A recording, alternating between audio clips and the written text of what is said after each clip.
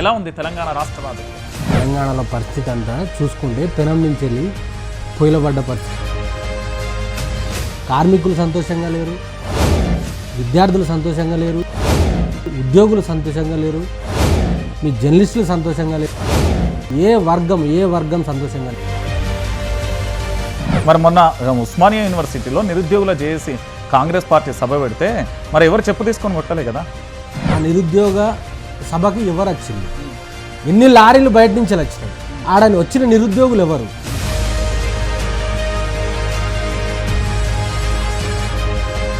అరే నేను 50,000 ఉద్యోగాలు ఇచ్చినామని మాట్లాడుతున్నారు కదా. 50,000 ఉద్యోగాలు ఇచ్చిండ్రు, భర్తీ చేసినాం, ఎగ్జామ్ కండక్ట్ చేసినామని చెప్పు. బ్యాంచ్ నేను ఆర్ట్స్ కాలేజ్ ముందు ముక్కు నేలకు రాస్తా.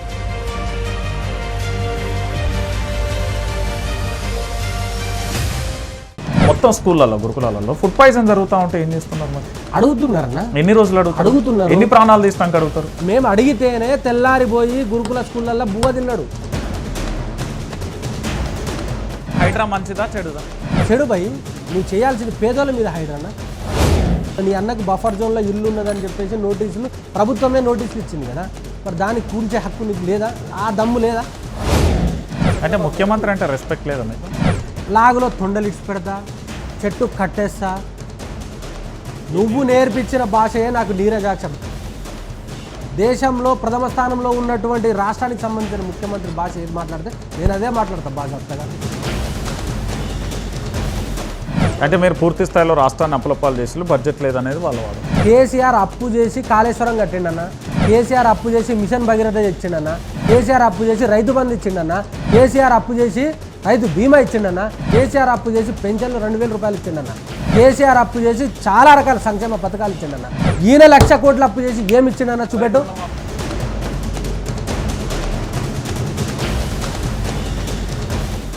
అంటే గత ప్రభుత్వంలో ఫార్ములా ఈ రేస్ కేసులో అవినీతి జరిగిందని కేటీఆర్ మీద అభియోగం కేసులు, ఏసీపీ వచ్చింది, ఈడీ కూడా వచ్చింది.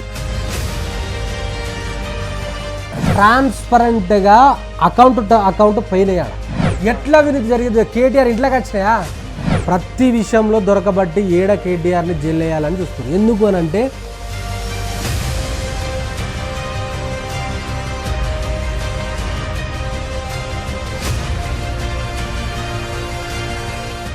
కేటీఆర్ని మనం మూసేసినాం అనుకో, మనం ఎన్ని వేల కోట్లైనా దంచుకొచ్చి రాష్ట్రంలో మొత్తం తిరిపడేయచ్చు అని చెప్పేసి ఉద్దేశాలు బాగా ఇలా కేటీఆర్ని జైలు వేద్దామని చూస్తుంది. రాష్ట్ర ముఖ్యమంత్రిపై నీ అభిప్రాయం? ఆయన మేము ముఖ్యమంత్రిగా కూడా చూస్తాం. అల్లు అర్జున్ కేసు డైవర్ట్ పాలిటిక్స్లో బలైంది అల్లు అర్జున్. నేను స్ట్రైట్గా ఒక మాట అడుగుతాను. 365 రోజులైంది, 100 రోజులలో హామీలు అమలు చేయలేదు ప్రభుత్వం, అట్లనే నిలుస్తుంది. మరి ఇది మీ తప్పే కదా, ప్రభుత్వాన్ని కూల్చాల్సిన బాధ్యత లేదా? ఎందుకంటే ప్రభుత్వం ఎలాగో చేయట్లేదు. మేము కూల్చే ప్రయత్నం మేము చెయ్యమన్నా. రేవంత్ రెడ్డి అనేటోడు ఇంకా 4 సంవత్సరాలు పరిపాలించాలి తెలంగాణ రాష్ట్రాన్ని. నేను 4 సంవత్సరాలు పరిపాలిస్తే గుర్రం ఏదో గాడిదేదో వెళ్తుందన్నా. నమస్తే, వెల్కమ్ టు వైఆర్ టీవీ. నేను రంజిత్. తెలంగాణ రాష్ట్ర వ్యాప్తంగా జరుగుతున్న ప్రతి అంశాన్ని కూడా చూస్తున్నాం. రాష్ట్ర రాజకీయాలలో ఇప్పటివరకు సంవత్సరం కాలం పూర్తయిపోయింది. ఈ సంవత్సర కాలంలో రాష్ట్ర ముఖ్యమంత్రి యనుమల రేవంత్ రెడ్డి పరిపాలనపై ప్రజలందరూ కూడా విస్తుపోయే నిజాలనైతే బయటకు వస్తున్న పరిస్థితి. పూర్తిగా కూడా ఏ రాష్ట్ర ప్రభుత్వానికి రానంత వ్యతిరేకత కూడా ఈ ప్రభుత్వానికి వచ్చిన తరుణాన్ని మనం చూస్తున్నాం. అసలు తెలంగాణలో ఏం జరుగుతుంది, విద్యార్థి నాయకులు ఏమంటున్నారు, దానికి సంబంధించి చర్చించబోతున్నాం. ఈరోజు వైఆర్ టీవీ స్టూడియోలో ఉన్నారు ఉస్మానియా యూనివర్సిటీ విద్యార్థి నేత రాజేష్ నాయక్ గారు. వారితో మాట్లాడే ప్రయత్నం అయితే చేద్దాం. నమస్తే అండి రాజేష్ నాయక్ గారు. నమస్తే అండి. ఎలా ఉంది తెలంగాణ రాష్ట్ర రాజకీయాలు? ఇప్పుడు తెలంగాణలో ఇప్పుడు పరిస్థితి ఎట్లున్నదంటే పెనం నుంచే పొయ్యిలో పడ్డ పరిస్థితి ఉన్నది. ఇలా తెలంగాణలో పరిస్థితి అంతా చూసుకుంటే పెనం నుంచి వెళ్ళి పొయ్యిలో పడ్డ పరిస్థితి. ఎందుకు ఎట్లా అనిపిస్తుంది మీకు? అంటే ఒక ఇంట్లో ఎలుక జొర్రిందని తెలంగాణ ప్రజలు ఏం చేసిరు అని అంటే ఇల్లునే గాలబెట్టుకున్నారు. ఇలా కనబడుతుంది తెలంగాణ రాష్ట్రంలో సబ్బండ వర్గాలు, కార్మికులు సంతోషంగా లేరు, విద్యార్థులు సంతోషంగా లేరు, ఉద్యోగులు సంతోషంగా లేరు, మీ జర్నలిస్టులు సంతోషంగా లేరు, ఏ వర్గం సంతోషంగా లేరు. దేనికి లేరు? 365 రోజుల్లోనే అన్నీ అయిపోతాయా? 365 రోజుల్లో అన్నీ అయితే అని చెప్పేసి మేము అంత వేగ్గా మాట్లాడే ప్రయత్నం మేము చేయము. ఎందుకు అని అంటే నేను ఒక ఉస్మానియా యూనివర్సిటీ రీసెర్చ్ స్కాలర్ని. సిగ్గు, శరం, మానం, మర్యాద ఎలాంటిదైనా ఈ రేవంత్ రెడ్డికి ఉంటే నేను వచ్చిన 100 రోజుల్లోనే నేను మొత్తం కంప్లీట్ చేస్తా, ఇచ్చిన హామీలన్నీ కంప్లీట్ చేస్తా అన్నాడు. అడిగే దమ్ము మీకుందా? రేవంత్ రెడ్డిని ప్రశ్నించే దమ్ము మీకుందా? ప్రశ్నిస్తున్నాం కదా. ప్రశ్నిస్తున్నారు. ఎక్కడ ఏ రోజైనా ఇక్కడున్న మేధావి వర్గం కానీ ఇక్కడున్న సామాన్య ప్రజలు కానీ సామాన్య ప్రజలు బయటకు వచ్చి మాట్లాడుతారు తరపున. అంటే బీఆర్ఎస్ పార్టీ అధికారంలోకి లేదు, వచ్చినప్పుడు 2014-18లో ఇప్పుడు వీళ్ళకు అదే స్థాయిలో అమలు చేసిర్రా మీరు? ఇచ్చిన మేనిఫెస్టోలకి డబల్. మేము మేనిఫెస్టోలో పొందుపరిచిన అంశాలను కూడా ఇవాళ కేసీఆర్ బీఆర్ఎస్ ప్రభుత్వం మేనిఫెస్టోలలో లేని అంశాలు కదా, ఉన్న వాటిని ఏ పార్టీ అమలు చేశారు చెప్పు. ఏం చేయలేదో చెప్పండి మీరు. నిరుద్యోగులకు ఉద్యోగ అవకాశాలు కల్పించారు. 165,000 ఉద్యోగాలు భర్తీ చేసి 10 సంవత్సరాల కాలంలో కేవలం 165,000 ఉద్యోగాలు కల్పిస్తారా? 2,10,000కు సంబంధించిన నోటిఫికేషన్లు ఇస్తే 165,000 ఉద్యోగాలకు మేము భర్తీ చేసినాము. 35,000 ఉద్యోగాలకు ఎగ్జామ్లు కంప్లీట్ చేసినాము. కానీ 365 రోజులలో రేవంత్ రెడ్డి ప్రభుత్వం వచ్చినాక ఏం నష్టం జరిగింది?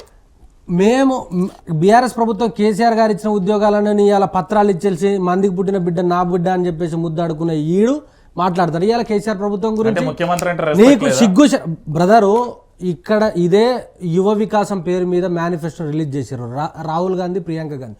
వాళ్ళకే కనుక చిత్తశుద్ధి ఉంటే, వాళ్ళకే కనుక దమ్ము ధైర్యం ఉంటే ఇదే చిక్కడపల్లి లైబ్రరీకి పొమ్మంటావా నువ్వు? ఇదే అశోక్ నగర్కి పొమ్మంటావా? ఇదే ఉస్మానియా యూనివర్సిటీ లైబ్రరీకి పొమ్మంటావా? నిరుద్యోగులు చెప్పు తీసుకొని తరిమిస్తారు వీళ్ళను, వాడు ఎవడైనా కానీ. మరి మొన్న ఉస్మానియా యూనివర్సిటీలో నిరుద్యోగుల చేసి కాంగ్రెస్ పార్టీ సభ పెడితే మరి ఎవరు చెప్పు తీసుకొని కొట్టలే కదా? ఆ చెప్పు ఏమైంది మరి? ఇగో వాళ్ళు ఎంతమంది వచ్చిళ్ళు ఆ నిరుద్యోగ సభకి, ఎవరు వచ్చిళ్ళు, ఎన్ని లారీలు బయట నుంచి వచ్చినాయి, ఆడని వచ్చిన నిరుద్యోగులు ఎవరు, మహిళలు వచ్చిళ్ళు బయట నుంచి బస్తీలలో ఉండేటువంటి ప్రతి ఒక్కరికి 300-400 రూపాయలు 500 రూపాయలతోటి మహిళలు వచ్చింది. మీరు ఆ రోజు ప్రశ్నించలే కదా? ఆ రోజు ఈ చెప్పులన్నీ ఎక్కడికి పోయినాయి అంటున్నా, మీరన్న ప్రశ్నకే నేను అడుగుతున్నా. ఇప్పుడు నిరుద్యోగ సభ పెట్టిళ్ళు. ఏమని నిరుద్యోగ సభ పెట్టినావు నువ్వు? నిరుద్యోగ సభ పెడితే అక్కడ నిరుద్యోగ అంశాల మీద మాట్లాడిర్రా? అక్కడికి వచ్చి కూడా కేసీఆర్ని తిడుతుర్రు లుచ్చాలు. అరే నేను 50,000 ఉద్యోగాలు ఇచ్చినామని మాట్లాడుతుర్రు కదా. 50,000 ఉద్యోగాలు ఇచ్చిండ్రు, భర్తీ చేసినాం, ఎగ్జామ్ కండక్ట్ చేసినామని చెప్పు. బ్యాంచ్ నేను ఆర్ట్స్ కాలేజ్ ముందు ముక్కు నేలకు రాస్తా. రైట్. రాజేష్ నాయక్ అంటే గిరిజన బిడ్డ, లగచర్లలో జరిగిన ఘటనకు సంబంధించి ఇదే గిరిజన నాయకులు ఎక్కడ వెళ్ళి ఇప్పటి వరకు ఎందుకు న్యాయం జరుగుతలేదు? మరి గిరిజన నాయకులు దాని మీద పోరాడిర్రు. ఆ లగచర్ల ఇష్యూలో గిరిజన నాయకులు ప్రతి ఒక్కరు వాళ్ళకి అండదండంగా ఉన్నారు. ఇక్కడ ఆ ఫార్మా కంపెనీ తీసుకొచ్చి వాళ్ళ అల్లునికి సంబంధించిన ఫార్మా కంపెనీ తీసుకొచ్చి పెట్టాలి అక్కడ మరి తొండలు గుడ్లు పెట్టని భూములు అని చెప్పేసి రేవంత్ రెడ్డి మాట్లాడిండు. అక్కడ చూస్తే కేసీఆర్ గారు ఇచ్చిన నీళ్లతోటే పారకం ఉన్నది, సాగు ఉన్నది. ప్రతి ఒక్క ఎకరంలో వాళ్ళ నీళ్లు సాగు చేసుకుంటూ ఉన్నారు. అలాంటి భూమిని దౌర్జన్యంగా దాష్టికంతో ఇలా దోచుకోవాలి, నేను గుంజుకోవాలనే ప్రయత్నంలో భాగంగా ఇలానే వాళ్ళ అల్లుడికి కట్టబెట్టాలని చూస్తే తరిమి కొట్టిల్లి ఇలా. ఇక్కడ నేల ఏందన్న, ఇది తెలంగాణ రాష్ట్రంలో ఉన్న నేల ప్రశ్నిస్తుంది. ప్రతి ఒక్కడు ప్రశ్నిస్తాడు. పుట్టిన పిల్లగాడి నుంచి చచ్చిపోయి కాటికి కాలు చాపేటోడు కూడా ప్రశ్నిస్తారు, అడుగుతారు. ఇక్కడ అన్యాయం జరిగితే ఎవడు ఊరుకోరు. ఇప్పుడు దాదాపుగా 20 లక్షలు 30 లక్షలకు ఎకరంకు భూమిని నువ్వు 10 లక్షలు 5 లక్షలకు ఉత్తగా గుంజుకుంటా అంటే ఇస్తావా? భూమి అంటే ఆత్మగౌరవం అన్న. తెలంగాణ రాష్ట్రంలో ప్రతి ఒక్కరికి భూమి అంటే ఆత్మగౌరవం. నువ్వు నాకున్న ఎకరంన్నర 2 ఎకరాలు గుంజుకుంటా అంటే నేను ఎట్లిస్తా? అదే పక్కన ఊర్లో 500 ఎకరాలు రేవంత్ రెడ్డి వాళ్ళ కుటుంబానికి సంబంధించిన భూములు ఉన్నాయి. వాళ్ళు ఇవ్వచ్చు కదా. వాళ్ళు చేస్తే ఇది, వేరేటోళ్ళు చేస్తే ఇదా? అంటే పేదోడు బతకొద్దా ఈ రాష్ట్రంలో? పేదోడు బతకద్దా? పేదోడు బట్టగట్టద్దా? పేదోడు బాధ్యతలకు సంబంధించి లంబాడి గిరిజనులకు సంబంధించిన శాఖ మంత్రి ఇప్పటి వరకు లేరు. మరి మీరేం పోరాటం చేస్తున్నారో నాకైతే అర్థమవుతలేదు. ఇగో ఈ తెలంగాణ రాష్ట్రంలో ఇలా ప్రభుత్వం ఏర్పడడానికి మెయిన్ రీజన్ లంబాడోళ్ళు, మా గిరిజన బిడ్డలు. దాదాపుగా 50 కాన్స్టిట్యున్సీలలో మా యొక్క జనాభా చాలా ఎక్కువగా ఉన్నది. వాళ్ళు వేయడంతో మేము ప్రభుత్వంలోకి వచ్చినామని చెప్పేసి రేవంత్ రెడ్డి స్వయాన చెప్పిండు. ఇప్పటి వరకు మా యొక్క గిరిజనులకు మినిస్టర్ పదవి ఇవ్వలేదు. ఎటువంటి పదవులలో ఉన్నత స్థాయిలలో మమ్మల్ని విడదలేడు. ఈ ప్రతి ఒక్కరు మా యొక్క గిరిజన మేధావులు కానీ గిరిజన వర్గాలు కానీ ప్రతి ఒక్కరు దీన్ని అబ్జర్వ్ చేస్తూ ఉన్నారు. 100కి 200% తరిమి కొడతారు. రేపటి రోజున వీళ్ళు పంచాయతీ ఎలక్షన్లు పెడతారు కదా. ఇప్పుడు గత ప్రభుత్వం ఏం చేసింది? తండాలను గ్రామ పంచాయతీలు చేసింది, గూడాలను గ్రామ పంచాయతీలు చేసింది. రేపటి రోజున అదే తండాలలో అదే గూడాలలో ఎలక్షన్లకు పోతారు కదా. అప్పుడు దాని పరిణామాలు కనబడతాయి. ప్రతి ఒక్క ఊరు ప్రతి ఒక్క తండ లగచర్లు అవుతుంది. అక్కడ అధికారులు భూములు కోల్పోడు కాదు, తిరగబడతారు, ప్రశ్నిస్తారు, అడుగుతారు. ఇప్పుడు అడగడం వల్ల యూటర్న్ తీసుకొని నేను అక్కడ ఫార్మా కంపెనీ పెడతలేడు, అక్కడ ఇండస్ట్రియల్ కారిడార్ పెడుతున్నా అని చెప్పేసి మాట మార్చిన రేవంత్ రెడ్డి రేపటి రోజున నువ్వు చూడు, ఇదే మార్పు మా లంబాడ గిరిజన తండాలలో వస్తుంది. అడుగుతారు, నీకు బంగ్లాదేశ్లో ఎట్లా అడిగిర్రు, బంగ్లాదేశ్లో ఒక యువకుడు ఉద్యమం లేపితే ఆ ప్రధానమంత్రి పారిపోయి పక్క దేశం పారిపోయింది. ఆ తరహాలో తెలంగాణలో రాష్ట్రంలో ఉద్యమ నిర్మాతం జరుగుతుంది, అడుగుతారు ప్రతి ఒక్కరు. అంటే పూర్తిగా కోల్పోయిన తర్వాతనే గిరిజనులు మేల్కుంటారు. అంటే ఇప్పుడు లగచర్ల ఘట్టంలో మేము దాడి జరగలేదని కలెక్టర్ చెప్పిండు, వాళ్ళని అరెస్ట్ చేసిళ్ళు, దాదాపుగా 37 రోజులు జైల్లో ఉన్నారు. తర్వాత జరగాల్సిన నష్టం అంతా జరిగింది. మొత్తం నష్టం జరిగిన తర్వాత ఎక్కడికక్కడ ధర్నాలు చేశారు మా వాళ్ళు గిరిజనులు, ఎక్కడికక్కడ రాస్తారోకలు చేశారు. ప్రతి ఒక్కరు స్వచ్ఛందంగా వచ్చి బయటికి వచ్చి మాట్లాడారు ముక్తకంఠంతో. నాడు జయహో కాంగ్రెస్ అన్నోళ్ళు ఇవాళ బొందబెట్టే కార్యక్రమం స్టార్ట్ చేసిళ్ళు. నువ్వెందుకు అట్లా అనుకుంటావు? ఇవాళ ఇదే మీ వైఆర్ టీవీకి సంబంధించిన మీడియా, మీకు సంబంధించిన మైకులు, మీకు కెమెరా తీసుకొని మా తండాలలో అడుగు. రేవంత్ రెడ్డిని ఓహో అంటారా, చెప్పు తీసుకొని కొడతారా? మిమ్మల్ని మీరే అడగండి, మేము అడగము. మేము ఒక ప్రతినిధులుగా ఉన్నాం కాబట్టి మేము అడగము. నాయక్ భాయ్, నేను ఒక మాట అంటున్నా, రాజేష్ నాయక్ కాబట్టి మీరు చదువుకున్నదంట ప్రభుత్వ స్కూళ్ళలో చదివిలా, ప్రైవేట్ విద్యా సంస్థలలో చదివారు? నేను ప్రైవేట్లోనే చదివిన. ఎట్లా చదివినా అంటావు, నాడు కాంగ్రెస్ ప్రభుత్వమే ఉన్నదన్న. ప్రభుత్వ స్కూల్లో ఎక్కడ చదవలే? కాంగ్రెస్ అసలు ఆ ఫెసిలిటీస్ లేవా? ఫెసిలిటీస్ లేవు. నేను నా స్కూల్కి నడుచుకుంటూ పోవాలి, 8 కిలోమీటర్లు పోవాలి. ఆ పరిస్థితి లేక ఒక ప్రైవేట్కి సంబంధించిన ఒక స్కూల్ పక్కనే ఉంటే దాంట్లో చదువుకున్న తప్పేమున్నది? నాకు ఫెసిలిటీస్ కల్పించాలి కదా ప్రభుత్వం. ప్రశ్న అడుగుతున్నా అంటే ఉస్మానియా యూనివర్సిటీ విద్యార్థి నేత అని మీరు పోరాటాలు చేస్తున్నారు. మరి ఈ రోజు ఉస్మానియా యూనివర్సిటీ విద్యార్థి నేతలకు సంబంధించి, ఇదే మీ బీఆర్ఎస్వి కావచ్చు, లేకపోతే మీ సంఘాలకు సంబంధించి ఇంకెవరైనా మొత్తం స్కూళ్ళల్లో, గురుకులాలలో ఫుడ్ పాయిజన్ జరుగుతూ ఉంటే ఏం చేస్తున్నారు? మరి అడుగుతున్నారన్న, ఎన్ని రోజులు అడుగుతున్నారు? ఎన్ని ప్రాణాలు తీసినాక అడుగుతారు? ఎవరు అడగాలి? విద్యార్థులు అడగాలి, నిరుద్యోగులు అడగాలి, మేధావులు అడగాలి, నాయకులు అడగాలి, యువజన నాయకులు అడగాలి. మేము మా యొక్క బాధ్యతగా బీఆర్ఎస్ పార్టీకి సంబంధించిన మా యొక్క విద్యార్థి విభాగంగా మేము 33 బృందాలుగా 33 జిల్లాలలో తిరిగి ప్రతి ఒక్క స్కూల్ని విజిట్ చేసి 3-4 రోజులలో మాకు టాస్క్ ఇచ్చిన దానికి 3-4 రోజులు విజిట్ చేస్తే ఆ నెక్స్ట్ డే నుంచి వెళ్ళి ప్రతి ఒక్క దానికి తాళాలు వేసుకున్న గవర్నమెంట్ ఇది.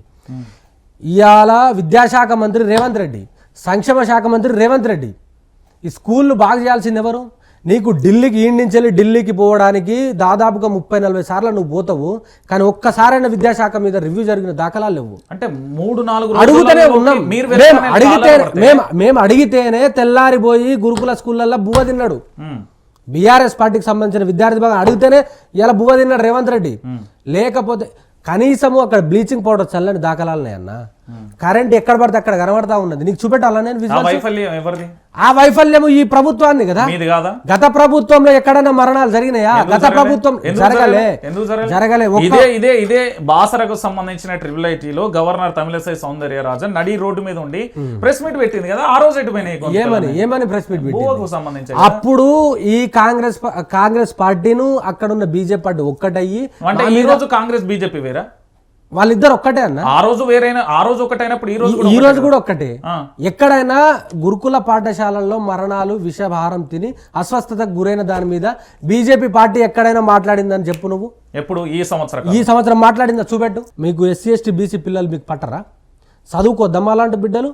దీనికి అంతటి ప్రైవేటీకరణ గత ప్రభుత్వం ఈ ప్రభుత్వం ఈ ప్రభుత్వ వైఫల్యం అంటుండే కేసీఆర్ 365 రోజుల్లో బడులు మార్చేస్తారు, వ్యవస్థను మొత్తం మార్చేస్తారు. అంటే నువ్వు యాజ్ యూజువల్ గా రన్ అయ్యేదాన్ని రన్ చేయాలి కదా. అవును, కేసీఆర్ మీరు రన్ చేసిందాన్ని కంటిన్యూ అవుతుంది కదా.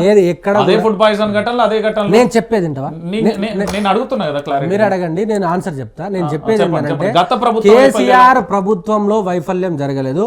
ఒక అమ్మాయికి షార్ట్ సర్క్యూట్ తోటి 2 చేతులు పోతే విత్ ఇన్ ద 24 డేస్లో ఆ అమ్మాయికి చేతులు పెట్టించారు కేసీఆర్ ప్రభుత్వం. అదేవిధంగా ఆ కుటుంబాన్ని కాపాడుకున్నారు కేసీఆర్ ప్రభుత్వము. నాడు చెప్పులు కుట్టేటోళ్ళు విమానం ఎక్కిలు పోయి కేసీఆర్ ప్రభుత్వంలో ఎక్కడో చదువుకున్న ఆదిలాబాద్ బిడ్డ అయినట ఎవరెస్ట్ ఎక్కించారు. దానికి మించి చెయ్యి ఈ ప్రభుత్వం చేయాల్సింది ఏంది? డాక్టర్లను చేసింది, ఇంజనీర్లను చేసింది, లాయర్లను చేసింది. ఐఐటి, ట్రిపుల్ ఐటీ, బాసర్ ఐఐటీలలో చదువుకున్నారు.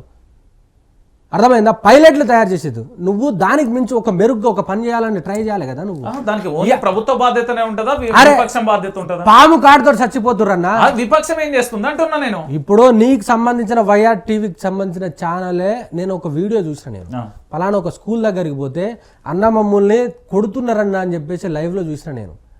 మీ యొక్క ఛానలే అదే ఇలాంటి పరిస్థితి గత ప్రభుత్వంలో నీకు ఏంటన్నా కనబడ్డదా? పర్ఫెక్ట్ మెను ఫాలో అయ్యారు. ప్రభుత్వం మొత్తం మంచి ప్రభుత్వం, ఇప్పుడు శుద్ధ ప్రభుత్వం. గత ప్రభుత్వము చేసింది బాగానే చేసింది. ప్రభుత్వం అంటలేని ఈ 365 రోజులలో 50కి పైగా మరణాలు జరుగుతూ ఉంటే బీఆర్ఎస్ విద్యార్థి విభాగం ఎక్కడ పోయింది? మేమే అడిగినాం. 4 రోజులు చేస్తేనే సరిపోతుందా? మేము ఎప్పటికప్పుడు 50 మరణాలు జరిగినప్పుడు ఎక్కడికి వెళ్ళి ధర్నా చేసి, 50 ఎక్కడికి వెళ్ళి రాస్తారోకో చేసి, మేము సంక్షేమ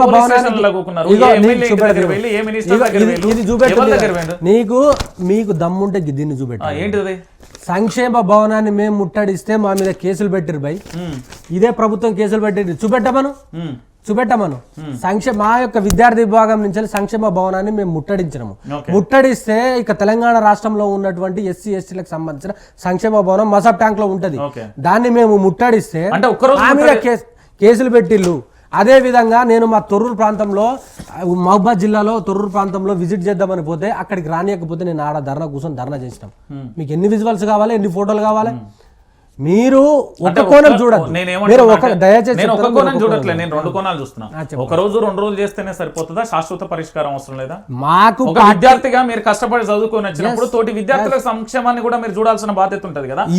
కదా మీరు నాయకులు ఇవాళ ఇప్పటికిప్పుడు ఈ ప్రభుత్వం మేలుకొని రివ్యూలు పెట్టి అక్కడికక్కడ అల్లరి చేసిందంటే ఆ విజయం బాజాప్తగా బీఆర్ఎస్ పార్టీ బీఆర్ఎస్ నేను ఒక మాట అడుగుతాను, ప్రభుత్వం ఇప్పటికిప్పుడు మేలుకుంటుందా? అరే నువ్వు గమ్మత్తున్నవేందన్నా, నువ్వు యాజ్ ఏ ఒక సీనియర్ జర్నలిస్ట్, ఓకేనా? మేము ఒకటే ఎగ్జాంపుల్ చెప్తాను. ఇదే స్టూడియోని నువ్వేం చేస్తావు, వేరే వాళ్ళకి అమ్మేసి వెళ్ళిపోతావు. అమ్మేసి వెళ్ళిపోయినప్పుడు ఇది కంటిన్యూస్ ఇది రన్ అవుతుందా కాదా? రన్ కావాల్సిందే.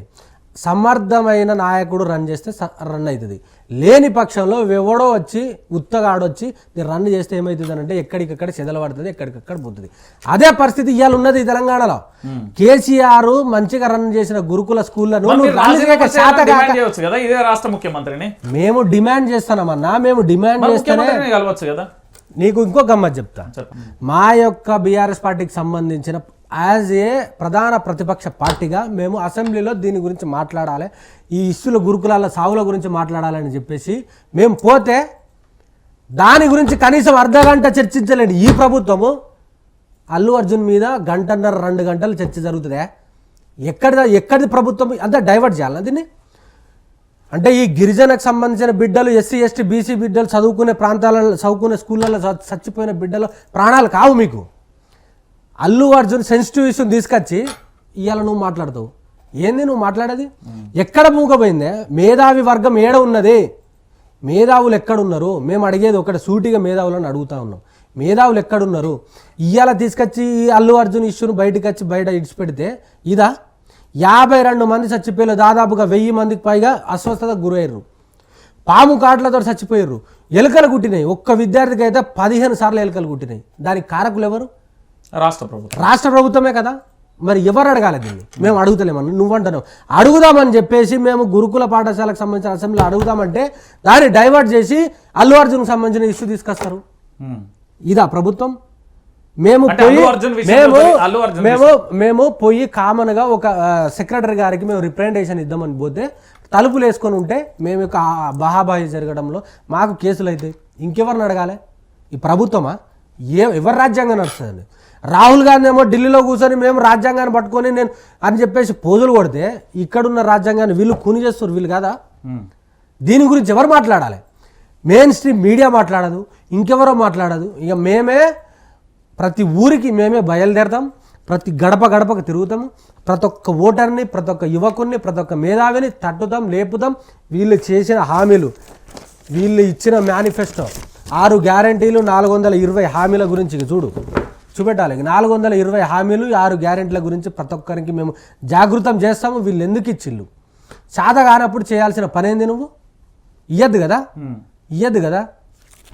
ఇవాళ ఒక రాష్ట్ర ప్రభుత్వ మార్పులు వీళ్ళకు కనీసం చిత్తశుద్ధి లేదన్న. వీళ్ళు చేయాల్సింది మేధావులు, బ్యూరోక్రాట్స్, ఐఏఎస్ ఆఫీసర్లను కూర్చోబెట్టి మన ఆర్థిక పరిస్థితి ఏంది, మనం ఏం హామీలు ఇచ్చినాము, ఏం కంప్లీట్ చేయాలని చెప్పేసి వీళ్ళు చేస్తారు. మొట్టమొదటి మనకు తెలంగాణ రాష్ట్రానికి రెవెన్యూ దేని పరంగా వస్తుందన్న?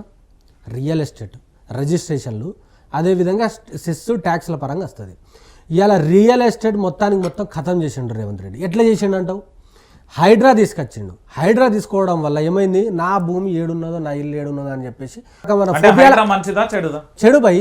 నువ్వు చేయాల్సింది పేదోళ్ళ మీద హైడ్రానా, పేదోళ్ళ మీద హైడ్రానా? నీకు నీ తమ్మునికి బఫర్ జోన్, నీ అన్నకు బఫర్ జోన్లో ఇల్లు ఉన్నదని చెప్పేసి నోటీసులు, ప్రభుత్వమే నోటీసులు ఇచ్చింది కదా, మరి దాన్ని కూల్చే హక్కు నీకు లేదా? ఆ దమ్ము లేదా? పేదోడు కాంగ్రెస్ పార్టీ గేమ్ ఆడడానికి ప్రధాన రీజన్ చంద్రబాబు నాయుడు. చంద్రబాబు నాయుడుకు హైడ్రాకి సంబంధం ఏంటి? అక్కడ చంద్రబాబు నాయుడుకు రియల్ ఎస్టేట్ రంగము ఆడ అమరావతిలో, విజయవాడలో, వైజాగ్లో రియల్ ఎస్టేట్ భూమి పెరగాలంటే ఇక్కడ ఖతం పెట్టాలి. ఈ రేవంత్ రెడ్డి అనేటోడు డైరెక్షన్, ఢిల్లీ డైరెక్షన్, వాళ్ళ డైరెక్షన్, రాహుల్ గాంధీ డైరెక్షన్ నడుస్తలేడు, చంద్రబాబు నాయుడు డైరెక్షన్లో నడుస్తూ ఉన్నాడు. నీకు లెక్కలు చెప్తా అన్న, నీకు ఇవాళ తెలంగాణ రాష్ట్రంలో ప్రధాన ప్రభుత్వ సలహాదారులు ఎవరున్నారన్నా, మున్సిపల్ శాఖలో ఎవరున్నారన్నా, అడ్మినిస్ట్రేటివ్ డిపార్ట్మెంట్లో ఎవరున్నారన్నా, ఎవ్రీథింగ్ ఆంధ్రకు సంబంధించిన అధికారులు ఉన్నారు. వాళ్ళు ఎవరు? అప్పుడు తెలుగుదేశం పార్టీ అధికారంలో ఉన్నప్పుడు చంద్రబాబు నాయుడుకి ప్రధాన సలహాదారులు ఉన్నోళ్ళు వాళ్ళు ఇవాళ ఉన్నారు. దాని అర్థమైందన్న, అర్థమైంది. ఇక్కడున్న మేధావులు లేరా? ఇక్కడున్న ఐఏఎస్ ఆఫీసర్ లేరా? ఇక్కడున్న ఐపీఎస్ ఆఫీసర్ లేరా? నీకు పనికిరారా వాళ్ళు? అంటే దానికి సంబంధించిన ప్రభుత్వ ఉద్యోగులు డిమాండ్ చేయాలి కదా, వాళ్ళది కదా బాధ్యత. వాళ్ళ చేస్తున్నారు, ఎక్కడికక్కడ చేస్తున్నారు, చేయాల్సిన అవసరం కూడా వస్తుంది. నేను అనేది ఏంటంటే ప్రభుత్వము కంప్లీట్గా అమరావతి నుంచే రన్ అవుతుందన్న. ఇక్కడ రేవంత్ రెడ్డి అనేటోడు బొమ్మ, రన్ చేసేది మొత్తం చంద్రబాబు నాయుడు. చంద్రబాబు నాయుడు ఏం చేస్తుండు? ఎన్డీఏ ప్రభుత్వంతో ములాఖతులో ఉన్నాడు. ఇక్కడ చంద్రబాబు నాయుడు మాట వినకపోతే రేవంత్ రెడ్డికి సంబంధించిన ఓటుకు నోటుకు వేసి ఏడ బయటకు వస్తుందో, నేను ఏడ జైలుకు పోతాను అనే భయంలో ఈడు రేవంత్ రెడ్డి అనేటోడు చంద్రబాబు నాయుడు ఆయన నేర్పించిన భాష, నువ్వు నేర్పించిన భాషయే నాకు నీరజాక్ష. ఒక తెలంగాణ రాష్ట్రానికి సంబంధించిన ముఖ్యమంత్రి, దేశంలో ప్రథమ స్థానంలో ఉన్నటువంటి రాష్ట్రానికి సంబంధించిన ముఖ్యమంత్రి భాష ఏది మాట్లాడితే నేను అదే మాట్లాడతా బాజాప్తగా. 100% లాగులో తొండలు ఇడిచి పెడతా, చెట్టు కట్టేస్తా, నీకు కొడతా, తిడతా. ఇప్పటికి ముఖ్యమంత్రి అయి ఉండే ఈ మాట్లాడతావు, ఏం మాట్లాడతావు? ఒక సంస్కారవంతమైన భాష మాట్లాడాలి. సంస్కారవంతమైన భాష మాట్లాడితే అదే రకంగా రెస్పెక్ట్ నీకు వస్తుంది.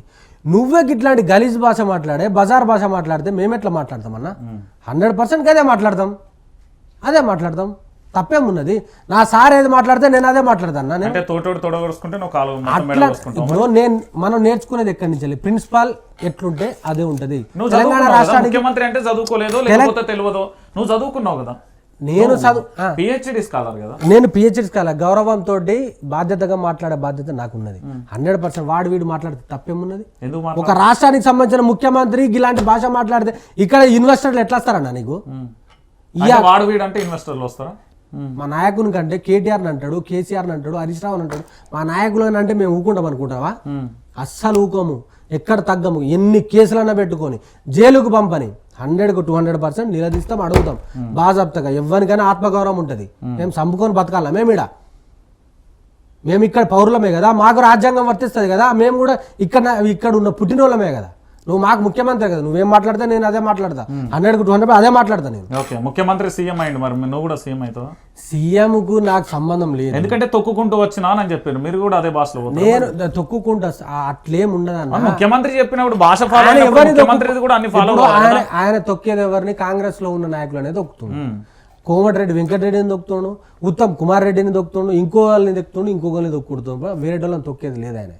ఆయన తొక్కేది రేపటి రోజున రాహుల్ గాంధీనే తొక్కుతాడు కావచ్చు. ఆ సిగ్గు చరము, ఆ యొక్క జ్ఞానం వాళ్ళకు ఉండాలి, వాళ్ళు మేల్కోవాలి. ఆయన చేసే ఆయన యొక్క పరిణామ క్రమం చూసుకోవాలి. ఫస్ట్ ఎక్కడి నుంచి వచ్చిండు, ఎట్లా వచ్చిండు, ఏ విధంగా వచ్చిండు అనేది.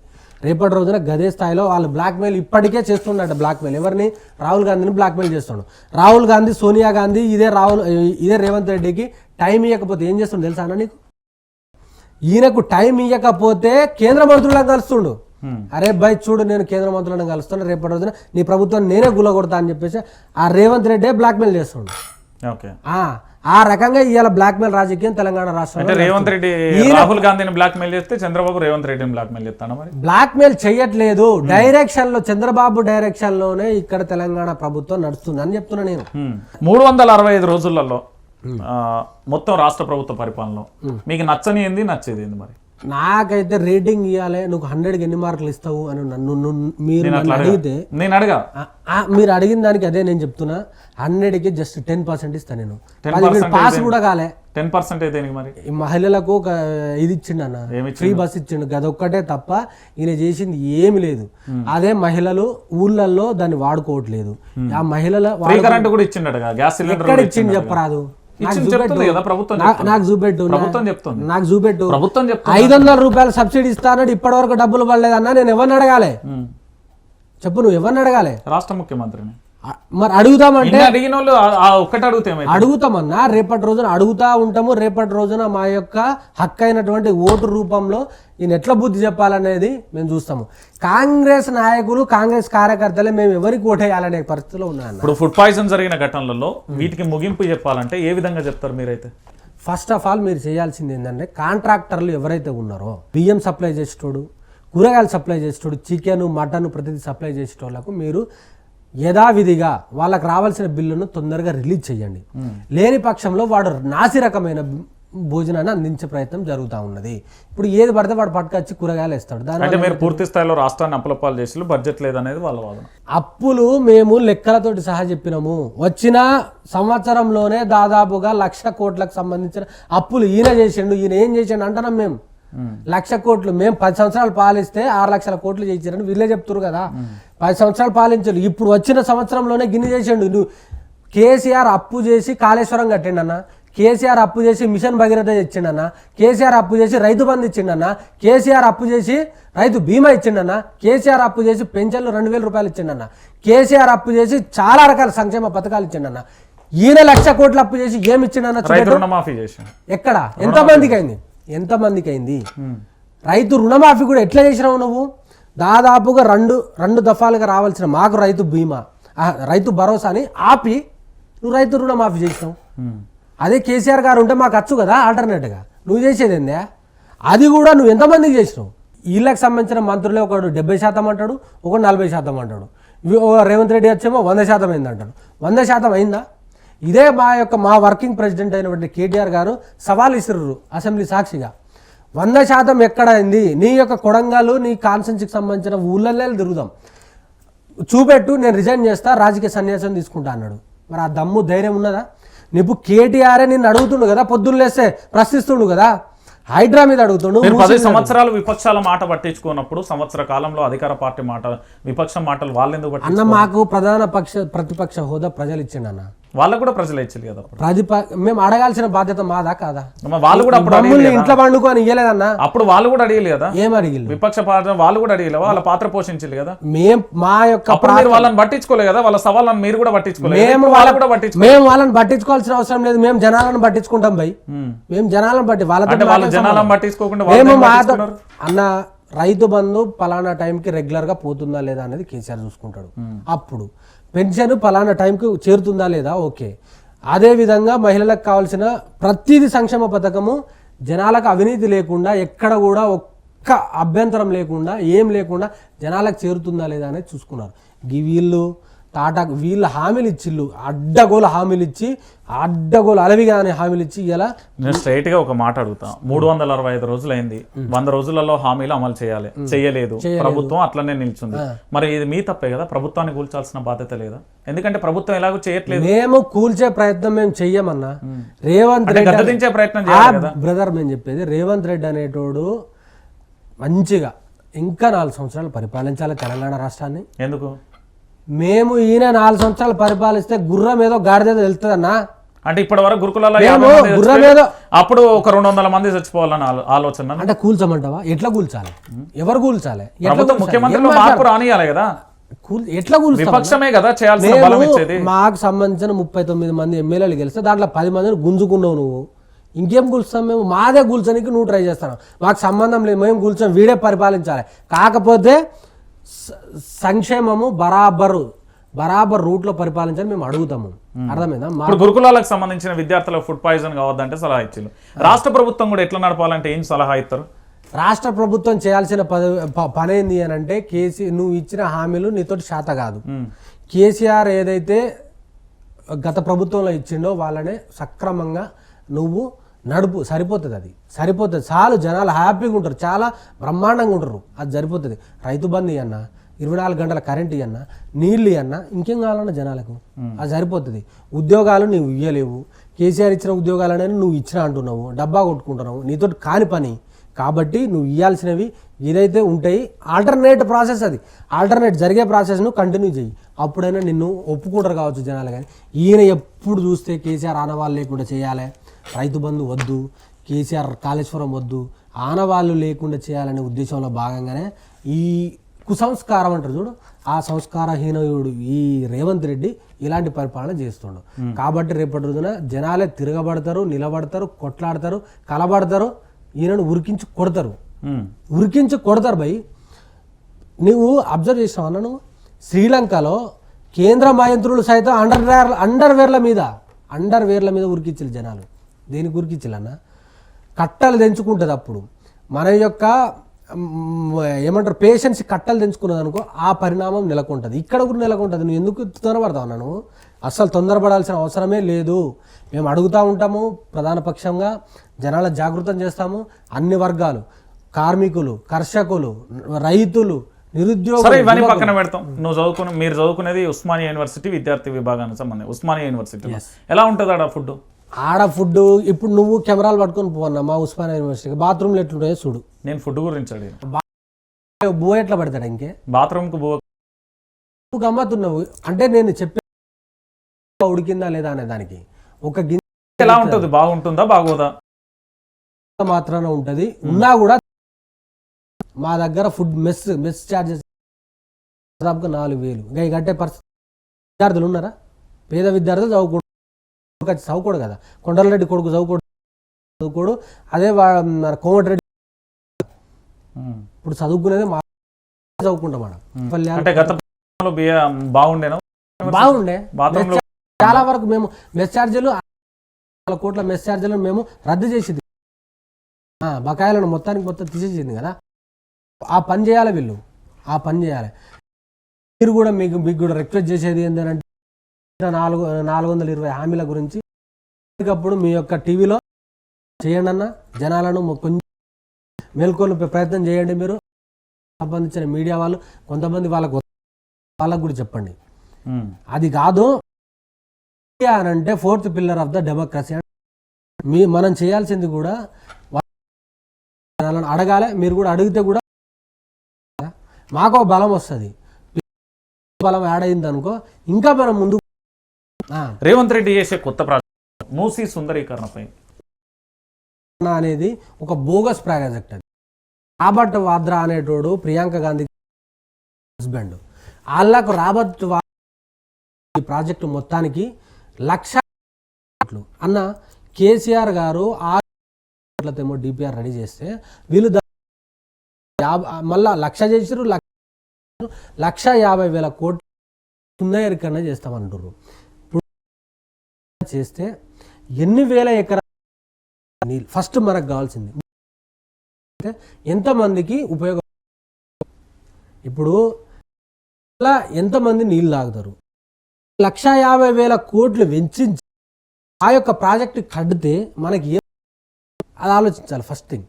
ఇప్పుడు చచ్చిపోతుళ్ళు పిల్లలు దాని మీద ఖర్చు చేయబోయి నువ్వు చేసుకో. ఎన్నైనా 1,50,000 కోట్ల తిను, బట్ మా యొక్క పిల్లలు 2,000 కోట్లు ఖర్చు. రేపటి భవిష్యత్తు తెలంగాణ, రేపు వాళ్ళే కదా ఈ దేశానికి ఎవరు? వాళ్ళే. నువ్వు సరైన మౌలిక సదుపాయాలు, నువ్వు సరైన ఆహారం అందించే రోజున మంచి పౌరులకు బయటకు వస్తారు. అడిగేది గిది. మూసీ సుందరీకరణలో భాగంగా ఇళ్లను కూలగొడతారు. గది మీరు ఇక్కడ ఇళ్లను కూర్చోగొట్ట పూర్తి స్థాయిలో ఆ ఇండ్లను మాత్రము ఊకునేది లేదు. అంటే సామాన్యుడు లోన్ తీసుకొచ్చి కట్టుకున్నా, నువ్వు కూల్చితే ఆ లోన్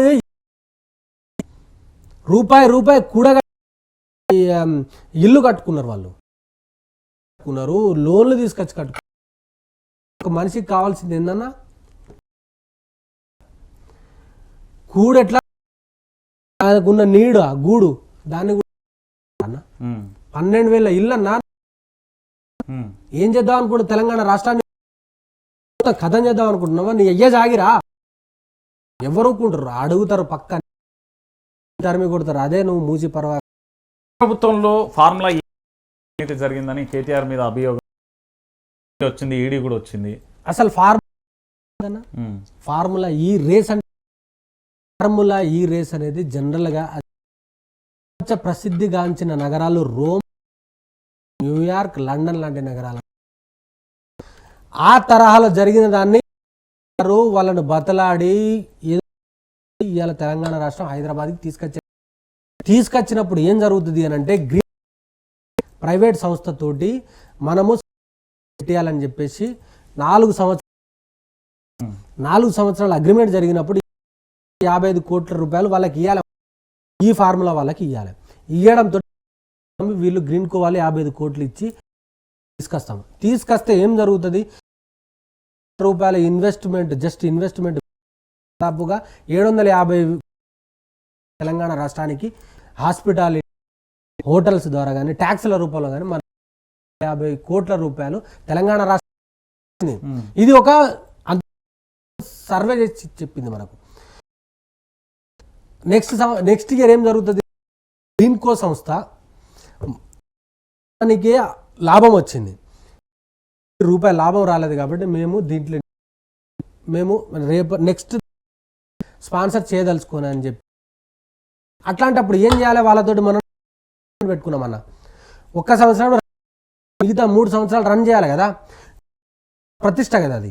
బిఎండబ్ల్యూకి సంబంధించిన వాళ్ళు, మహేంద్రాకి సంబంధించిన వాళ్ళు, అట్లా పెద్ద ప్రపంచ దిగ్గజ కంపెనీలు పాల్గొంటాయి. వాళ్ళ ముందు మనం చిన్నగా అయితే సరే, స్పాన్సర్ని మనం తర్వాత మొదలైతే 55 కోట్ల రిలీజ్ చేయండి, వాళ్ళు వస్తారు. మళ్ళీ నెక్స్ట్ డే అవుతుంది కదా. మన యొక్క తెలంగాణ రాష్ట్రానికి కేటీఆర్ గారు ఆయనే ఫండ్ రిలీజ్ చేసి అంటే తెలంగాణ రాష్ట్ర కీర్తి కోట్ల జరిగిందనే కదా. ఎట్లా కేటీఆర్ ఇంట్లోకి వచ్చినాయా? అవినీతి అనేది కేటీఆర్ అనుకున్నాడా? నీకు చెప్పు. రేవంత్ రెడ్డి గా అకౌంట్ పోయినాయాడ. హెచ్ఎండి ఈ ఫార్ములాకి అర్థమైందా నీకు? పోయినప్పుడు ఏం రావడానికి సిద్ధంగా ఉన్నాడు, కండక్ట్ చేయడానికి సిద్ధంగా ఉన్నాడు. తెలంగాణ రాష్ట్రం ఏర్పడ్డ తర్వాత, గవర్నమెంట్ ఏర్పడ్డ తర్వాత దాన్ని రద్దు చేసింది. ఏం చేస్తాడు? 55 కోట్లు నాకు 3 సంవత్సరాలు మీరు అగ్రిమెంట్ చేసిళ్ళు, మిగతా 3 సంవత్సరాలు మీరు నాకు రద్దు చేసేది కాబట్టి నేను డబ్బులు ఇయ్యని పోయాను అన్నాడు. రేవంత్ రెడ్డి మీద కేసు పెట్టాలి కదా. దీన్ని రద్దు చేసిన గవర్నమెంట్ మీద కేసు పెట్టాలి. ఇప్పుడు ఈ కేసులో మరి మీ కేటీఆర్ అరెస్ట్ ఉంటుందా? ఇప్పుడు దాంట్లో నిజంగానే అవినీతి జరిగితే నువ్వు ఏసీబీకి అప్పచెప్పినావు, ఈడీకి అప్పచెప్పినావు. వాళ్ళే ఇప్పుడు చట్టాలు ఉన్నాయి, న్యాయాలు ఉన్నాయి, న్యాయ సంస్థలు ఉన్నాయి. 100% నమ్మకం ఉన్నది. అంటే రాజకీయ కక్ష కోణం అని మీరే ఆరోపిస్తున్నారు కదా ఇక్కడ. రాజకీయ కక్ష కోణం. ఇప్పుడు కేటీఆర్ ని ఏ విధంగా దొరుకుతాడు, ఏ విధంగా జైలు వేయాలి అని చెప్పేసి ఉద్దేశంలో భాగంగానే ఫోన్ ట్యాపింగ్ పట్టుకొచ్చారు, దాంట్లో భంగపడ్డరు. నెక్స్ట్ కాళేశ్వరం అన్నారు, దాంట్లో భంగపడ్డరు. ఇంకొకటి ఆ లగచర్ల ఇష్యూలో జైలు వేద్దామని చూసారు, దాంట్లో భంగపడ్డరు. ప్రతి విషయంలో దొరకబట్టి కేటీఆర్ని జైలు వేయాలని చూస్తారు. ఎందుకు అని అంటే తెలంగాణ రాష్ట్రంలో మెడలొంచుతున్నది రేవంత్ రెడ్డి. మెడలొంచేది ఎవరు? వీళ్ళ కుటుంబం చేస్తున్న అవినీతి గురించి మాట్లాడేది ఎవరు? కేటీఆర్ గారు. అలాంటప్పుడు కేటీఆర్ని జైలు వేసినాం అనుకో, మన యొక్క కార్యకలాపాలు సజావుగా సాగిపోతాయి. ఇప్పుడు ఈ రేవంత్ రెడ్డి తీసుకునే నెక్స్ట్ స్టెప్ కేటీఆర్కి తెలిసిపోతుందన్న. ఇప్పుడు ఫార్ములా అనే దాని మీద వీళ్ళు ఏదో కేసు పెడతామన్నాడు. అక్కడ లగచర్లలో ఫార్మా కంపెనీ పెట్టాలనుకుంటున్నారు.